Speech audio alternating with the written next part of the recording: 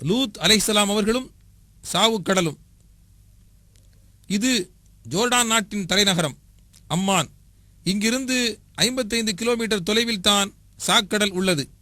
இப்ராஹிம் அலைஹிஸ்ஸலாமுடைய சகோதரனின் மகன் லூத் அலைஹிஸ்ஸலாம் அவர்கள் பாலஸ்தீன நாட்டின் கிழக்கு பகுதிக்கு அல்லாஹ் நபியாக அனுப்பினான். அதில் சதோம் என்பது மிகவும் முக்கியமான நகரமாகும்.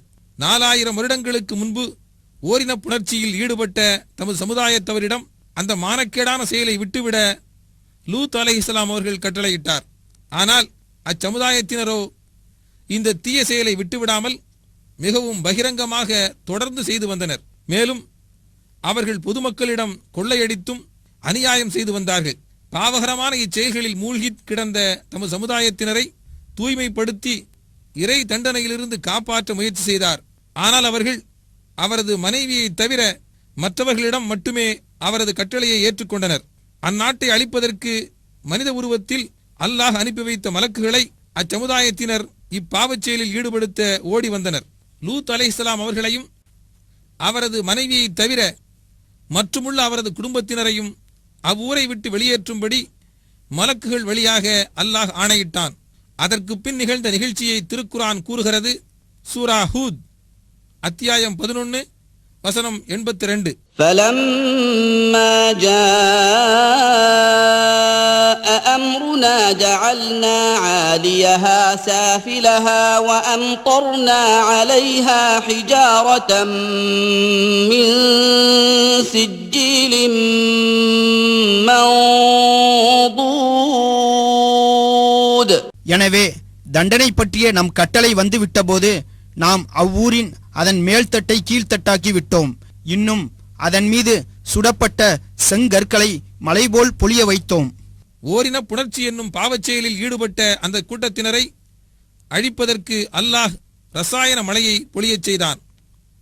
பூகம்பத்தையும் ஏற்படுத்தினான். அதன் விளைவாக உருவானதுதான் இந்த சாக்கடல். இக்கடலில் உள்ள உப்பின் அளவு சாதாரண கடல் நீரில் உள்ள உப்பின் அளவை விட 8 மடங்கு அதிகமானதாகும். இந்த உப்பு மற்றும் ரசாயன பொருள்களும் அதிகமான அளவில் கலந்ததால் அடர்த்தி அதிகமாகிவிட்ட இந்நீரில் விழும் எல்லா பொருள்களும் மூழ்காமல் மிதப்பதை காணலாம்.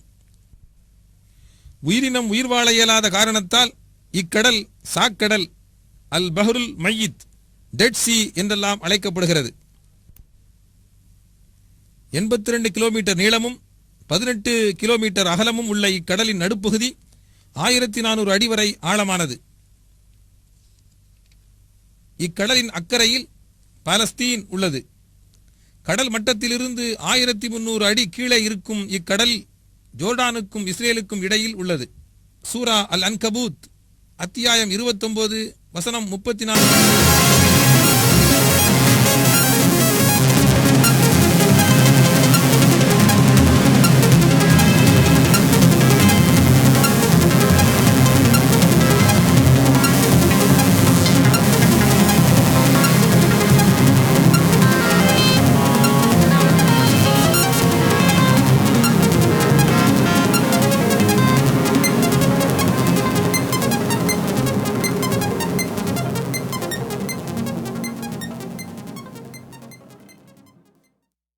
செய்து கொண்டிருக்கும் பாவத்தின் காரணமாக வானத்திலிருந்து வேதனை இறக்குகிறவர்கள் ஆவோம். அவ்வாறே அவ்வூரார் அழிந்தனர். அறிவுள்ள சமூகத்தாருக்கு இதிலிருந்தும் நாம் ஒரு தெளிவான அத்தாட்சியை விட்டு வைத்துள்ளோம். இவ்வுலகில் ஓரின புணர்ச்சியில் ஈடுபடக்கூடிய எல்லா காலங்களிலும் உள்ள எல்லோருக்கும் ஒரு முன்னெச்சரிக்கையாக இக்கடலை அல்லாஹ் ஏற்படுத்தியுள்ளான். சதோம் நாட்டைச் சார்ந்தவர்கள் மீது அல்லாஹ்வுக்கு தனிப்பட்ட விரோதமும் இல்லை, நம் மீது தனிப்பட்ட அன்பும் இல்லை என்பதை நீங்கள் உணருங்கள்.